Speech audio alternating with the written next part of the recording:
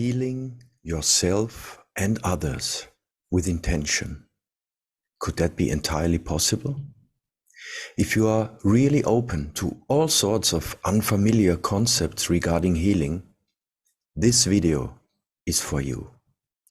I am Gerald Hagler, self-healing mentor and author, and in the following you will witness my conversation with Tom Campbell. Tom Campbell is physicist and consciousness researcher since many decades. And Tom postulates that we are living in a simulation or a virtual reality game, if you will. And even if you find this idea outrageous, I still recommend to watch this video with an open mind, because you will find a lot of value in it nonetheless. Please enjoy my conversation with Tom Campbell on healing with intention in a simulation we call the human experience. And now let's jump right in. Tom, we talk about healing today in the context of being in a virtual reality or a simulation. Our avatar, this body, might have some ailment, maybe a chronic ailment or maybe even a life-threatening one. Which options, Tom, does one have to deal with this ailment and probably to improve it, maybe even heal oneself? Well, in my model, there is a mechanism by which we get to modify the probability of what happens in the future. That's just a natural part of the model. It's built into the nature of reality in order to give us a feedback so that we have some influence over the reality that we get to live in.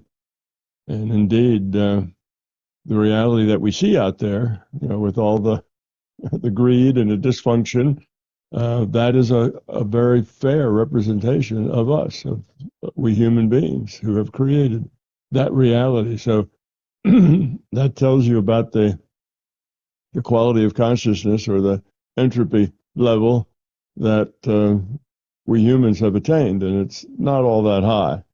But so it's a good feedback. And maybe I should tell you, reader, that this model is not just a model of health or even of consciousness. It's a model of reality. It also derives physics, solves the problem of physics being weird physics, quantum physics being weird, and makes quantum physics just a normal physics like anything else that you can understand, and it's not at all weird. It solves many of the paradoxes in science and in biology and a lot of other of the sciences, and in philosophy and metaphysics. So it's an overall model of reality, and in this model, some logical consequences pop out that are a little surprising. And one of them is that we can modify future probability with our intent. All right, now what does that mean? That means that there is a probable future, which means we do not have determinism. The future is not finished and over, everything done. It's only probability. There's a probable future, and as we make choices, we move into the future. We have a probable future, the present moment, and then the past. So in order for this larger consciousness system that has composed itself to act like a server for our virtual reality, in order for it to function, it needs to know what is likely to happen next and the probability that will happen next. So what are all the possibilities of the future? And then what is the probability of each of those possibilities? Now, it needs to know that in order to render the reality. It's a probabilistic model based on a rule set that was used to develop the simulation, in the beginning. So that rule set is mostly deterministic. It has some probability in it, but it's mostly deterministic. So that rule set that defines this reality is able to compute these probability distributions very accurately. But then the actual virtual reality itself is run with probability. Okay, so having said all that, and that's just a very quick summary. As you say, if that didn't make sense to someone, then you're going to have to go look at the things in the bar underneath and do some reading to get the background. But that gives us a database now that is sitting there, required by the system to do its rendering of the virtual reality. And it is everything that could possibly happen and the probability that it will. Okay. So it has this database, and as we make choices that aren't what was expected, because these expectations are just guesses, they're guessed on what we did before in similar situations. So if it's wrong, then it has to go and fix that, in the sense that it has to change everything downstream that's predicated on that choice to, update it. But that's really not as difficult as it might sound, because we're pretty consistent in the things that we do. We have personality, we have attitudes, and those things show themselves in a consistency of behavior that is not hard for the system to take a pretty good guess at what we're going to do next based on all the past history it has. So anyway, the way the model works and the way it turns out logically is that we can modify these future probabilities. Now, why is that important? That's important because the way this system decides what happens when something new happens, it can't say, well, here's all the states that were there before, and we just extrapolate them, with our understanding of physics to know what's going to happen next. It can't do that because it's not based from the bottom up. So it has to have a way, and the way it does it is it takes a random draw from a probability distribution of the possibilities, and that's what happens next. Okay, so it's not based on some material causality that's running through the system. It's simply based on a random draw from the probability distributions of the possibilities. Now, a random draw doesn't mean that it just picks one of those possibilities. It's a random draw from the probability distribution, which means that those things that are more likely to happen, have higher probabilities, are also more likely to have that random draw pick them. Okay, now having said all that, now you see a person is ill, and because illnesses have a lot of uncertainty associated with them, and most of that is because our biology of a human is so complex, so interconnected with hundreds of variables that feed into however a person's biology is in any particular instant.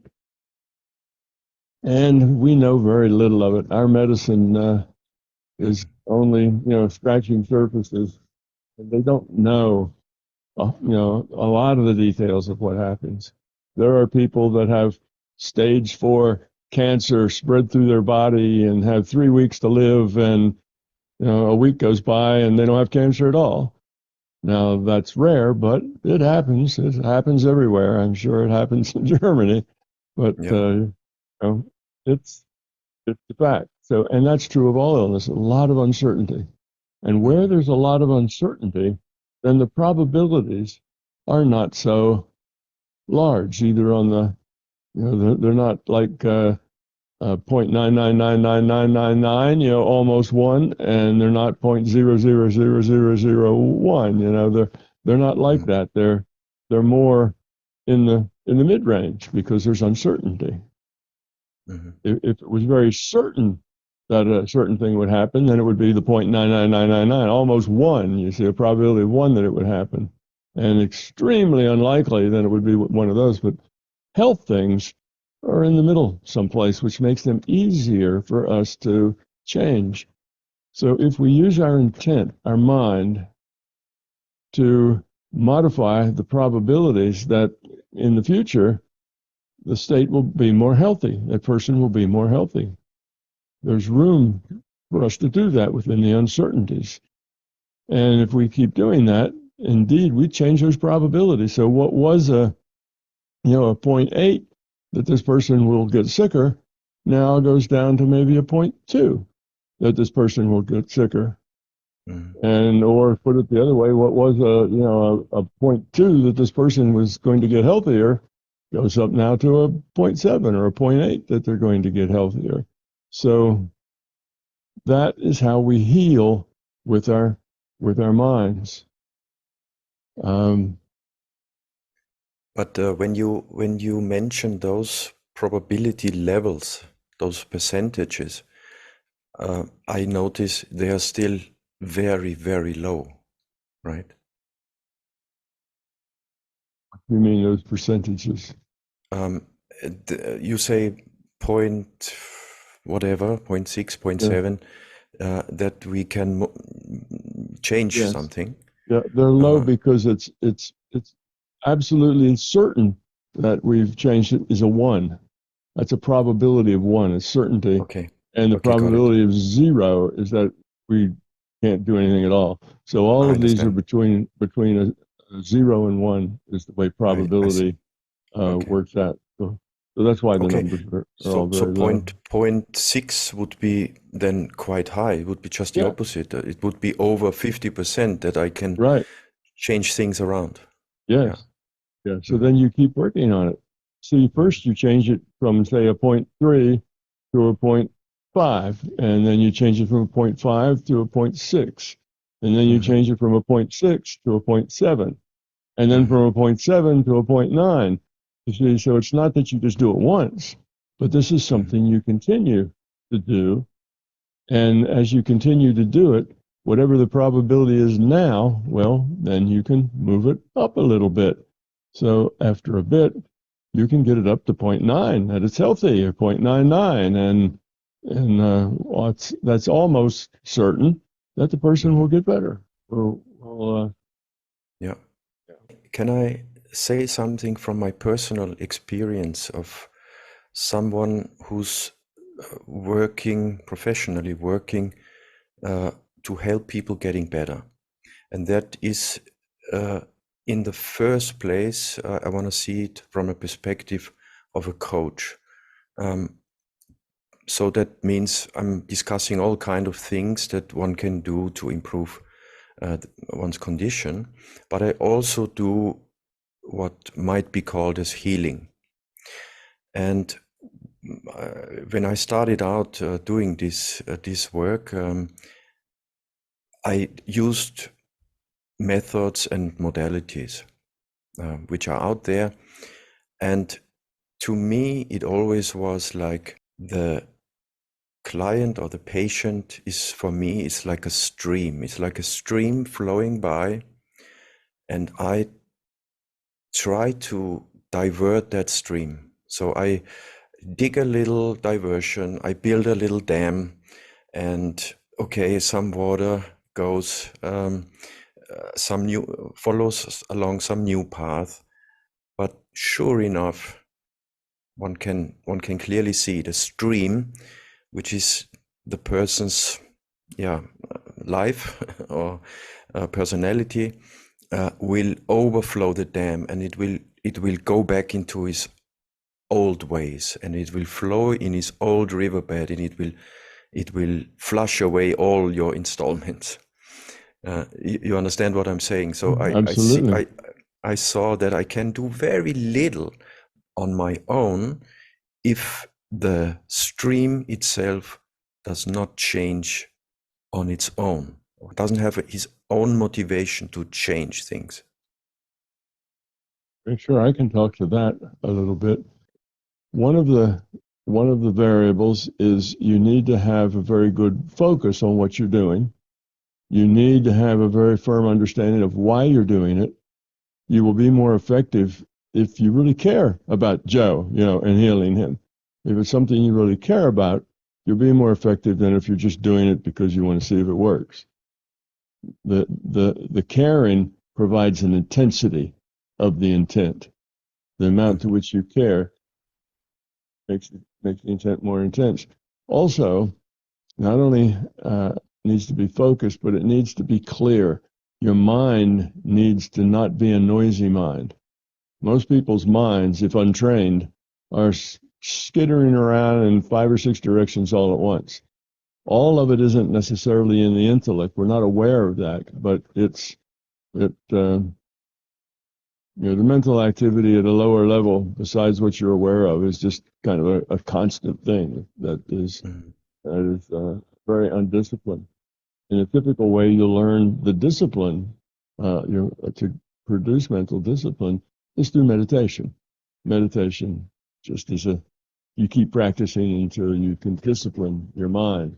Be very clear, focused, and low noise. So now if you have those things together, clear, you understand why you're doing it, and the why is a good why, you're very focused, and to be very focused, you have to let go of the physical world. Because if you're processing physical stuff, then that's just noise. It gets in the way of putting all of your energy on this healing. Yeah. If you do those things, and let's say you know some physiology. So Joe has a lump maybe on his neck, and you know something about physiology, about tumors, about benign tumors versus cancerous tumors. Well, you can go look at that tumor, and because of your knowledge, you can see things in it that the same kind of things maybe a doctor would see. Oh, well, this tissue looks like it's benign, or this tissue looks like it's cancerous, or this looks like it's a very invasive, aggressive cancer, and this looks like it's a slow. So that's your own knowledge. Now, if you have that particular knowledge, you can focus your changing of reality. So you're really going to just change reality with your intent. You can change it right there on that tumor. Change the kind of cells that are in that tumor. Make them go, say, from cancerous to benign. Then you see, if Joe hasn't gone in and had a biopsy yet, nobody really knows what those cells are. They're uncertain, and with that uncertainty, it makes it easy to change them. So then, if you do this and you're good at it, you can get rid of that cancer and let it be benign. Okay, so that's the way it works. Now, if you do something not that specific, if you just use, I think we'll talk about this later, if you just use your compassion, just an attitude, Joe, feel better, Joe, get better and be healthy. Okay, well, that will work some, but it won't be nearly as, it won't be nearly as strong or as powerful if you can focus right in on what needs to be changed, so that all your energy is on that change. Because if you just want Joe to be better, be healthy, Joe, be better. I see you out there playing sports and doing things, and that's my vision of you in the future. So be good. That helps a little, but that puts your energy to a lot of other things too. That may help Joe with his sprained ankle. It may help him with the bad knees. It may help his complexion. It may do all kinds of things. It may help get rid of his athlete's foot. You're using your energy to do a whole lot of things when you have a very general intention. So you're not as powerful as if you really focus on that. So there are many reasons why people are ill. Some, and this is probably the dominant case, they create the conditions that produce the illness. It's not always the case. Some people are ill just because they were in a wrong spot, the wrong time, and somebody on the bus they were on sneezed, and the air currents took it right back to them, and they breathed it in. So sometimes it's like that, and when it's just circumstantial like that, it's much easier to heal. It will heal very quickly without so much effort. When a person has created the conditions, okay, and you heal them, Well, you're just fixing the symptom. The symptom is they, are ill, so you can remove the symptom. But the problem, which is what caused the illness in the first place, is still there. So in that case, Excuse me to interrupt you for a little input. This is exactly what I meant by the stream will overrun your effort. exactly. Because you say it in other videos about healing that you remove a black spot out of someone's organism, and immediately when you stop your effort, the black spot appears back again. You make it white, and like some force, probably the person itself, puts it back again. The black spot's back there again. That is true. And some people need their illness. Their illness is part of their process of growing up. Dealing with that illness is something that's on their path to growing up.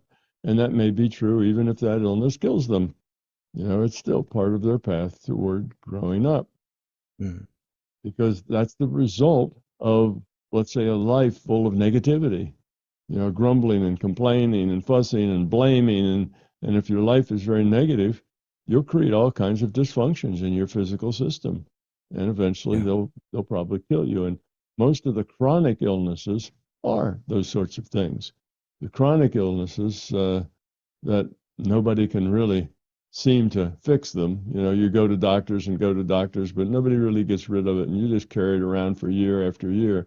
Most of those are because of the person has created that kind of a problem in their physical system. And if you only work on the symptom, well, then the problem remains. However, it depends on how much power you have.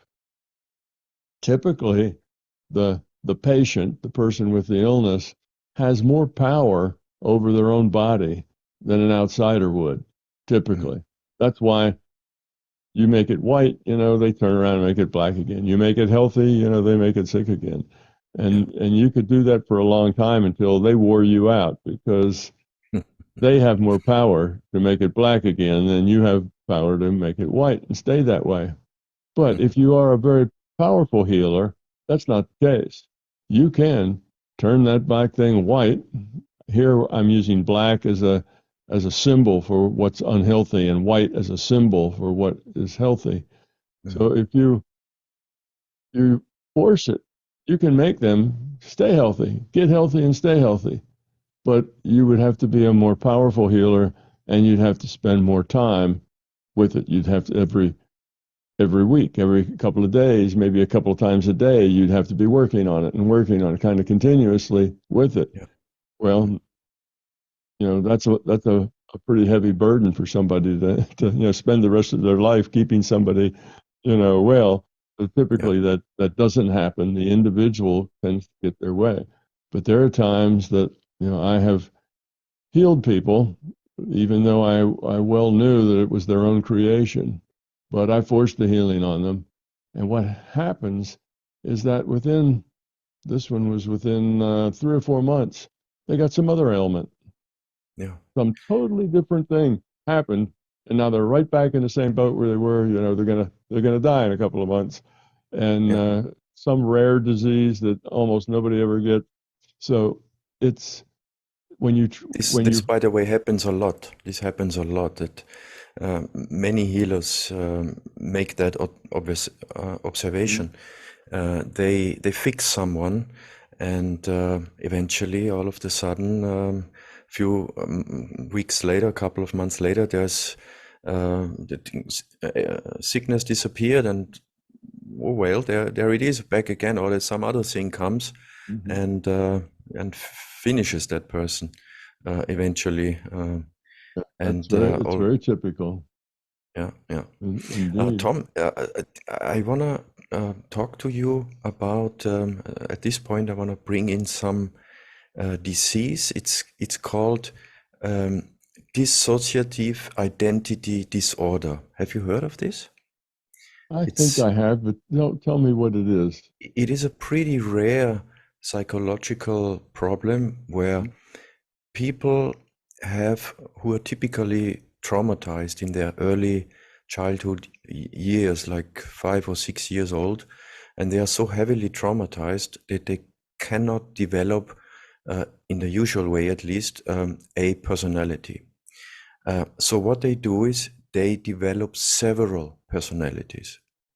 And that means that there are really like several people living in one body. And those people, or better word for it is personalities, can take over the body at certain stages. And the interesting thing now is, mostly with the main personality who controls the body most of the time, there is sometimes a chronic ailment like an allergy or diabetes. And now when there is a change of personality and another personality takes over the body for a couple of days, maybe weeks, that ailment disappears within hours or a few days only. Mm-hmm. So that is, I find that extremely interesting, because it just shows how important the software is. Mm-hmm. Absolutely. Yeah, one of the things I often say is that the mind leads and the body follows. For instance, in our society, I'm not sure how it is in Germany, but it's probably similar. But at least in the U.S., there's a very large number of people, and I think more females than males, who take serotonin reuptake inhibitors. There's things like Prozac. Mm-hmm. They're given for people who have anxiety. It's basically a mood enhancer to make people who are constantly depressed feel better. And what it does is that it creates more neurotransmitters, which serotonin is a neurotransmitter, in a body that doesn't have enough neurotransmitters. Mm-hmm. So, and that seems to be almost a epidemic. Yes. There's hundreds if not millions of people that need this, that otherwise Yeah. are depressed. And Yeah. it wasn't like that, 50 years ago or 100 years ago or whatever. It's kind of a disease of our own times. There's always a few people like that, but not 2/3 of the population. It's Right. Yeah. very Absolutely. endemic. Mm. Yeah. But what's going on there is that people who feel not good about themselves, if they feel negative about themselves, and it doesn't have to be terribly negative, they're just insecure. They don't feel particularly confident. They don't feel like they have got a whole lot to offer, or that they're going to be really good at anything. And they just have this kind of negative attitude toward themselves. Mm. Over time, that negative attitude toward themselves starts changing their brain chemistry. And their brain chemistry then starts to change itself in order to support a body that is depressed. So now you have a brain chemistry to match the depression. So it's not that the brain chemistry starts the depression, and for some reason this brain chemistry doesn't seem to work very well anymore. It's that the mind starts starts the brain chemistry to modify itself from something healthy to something that doesn't have enough neurotransmitters, because that more accurately reflects the consciousness. So it's the mind leads the body follows. That's what we're seeing here. So the idea that now there are a lot of people who are insecure, more insecure maybe than they were 100 years ago. And that insecurity has a lot to do with living in an environment that is very stressful. Most people live in a high stress environment, the work, the family, the trying to make ends meet. It's just constant stress, the politics, just everything tends to make it stressful. And when you live a very stressful life, you're living pretty much a negative existence. Yeah. You're struggling. You're not positive. You're not happy. You're just getting by, and life is hard, and you have kind of a negative attitude toward things. You tend to be a little more self-centered. You tend to blame other people more for things. You get angry easily. How could those dumb people do that, and act like that and believe those things, and you get upset. So Yeah. that's rampant in our society now. So we've got a whole lot of people that have dysfunctional brain chemistry because of that negative attitude toward themselves. And the opposite works.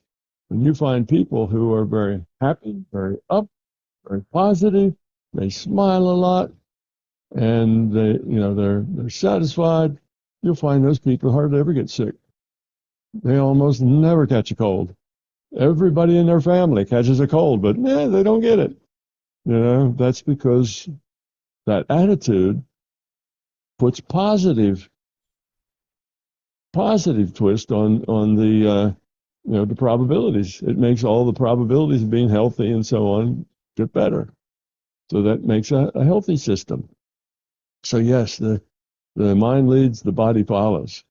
And that's why people who are negative over many decades end up with illnesses, because the body adjusts itself to represent that consciousness, which is dysfunctional, and the body gets dysfunctional to represent it. And people get to the point where they're just trudging through life without much enthusiasm, without much caring. And if you don't really care that much to be alive, then your death comes a lot more quickly. It's just because of that attitude. So yes, indeed, it's Yes. that's the way it works. Thank you for watching this clip until the end. If you found value in this information, kindly press the like button now. It would really mean a lot to me. Thank you from the heart. By the way, Tom and I have spoken about other interesting topics, such as reincarnation and dying well, or how to develop your intuition. You find these shorter clips right on this channel. Thanks for now, and may you be healthy always. Your Gerald.